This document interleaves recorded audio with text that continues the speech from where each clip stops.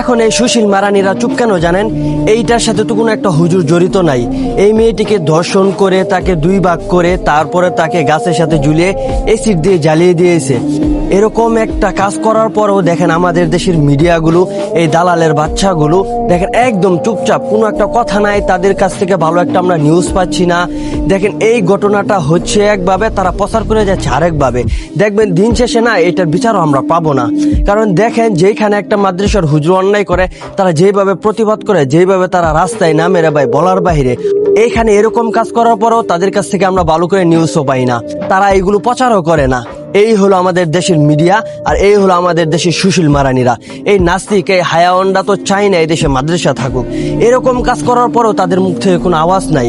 দুষ্খালি হুজুররা করলে আপনারা প্রতিবাদ করতে জানেন, অন্যরাও যারা দুষ করে তাদের বিরুদ্ধে প্রতিবাদ করেন, তাহলে দেখবেন এই দেশ থেকে দর্শন খুন একদম কমে যাবে।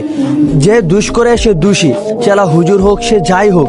তবে হুজুরের পক্ষে নিয়ে আমি কথা বলতেছি না, কারণ দোষী কোনোদিন হুজুর হতে পারে না। যে দুষ করে সে হুজুর হলেও দুষ করবে, অন্য কিছু থাকলেও সে দুষ করবে। তো এটা নিয়ে কিছু বলার নাই, দোষী।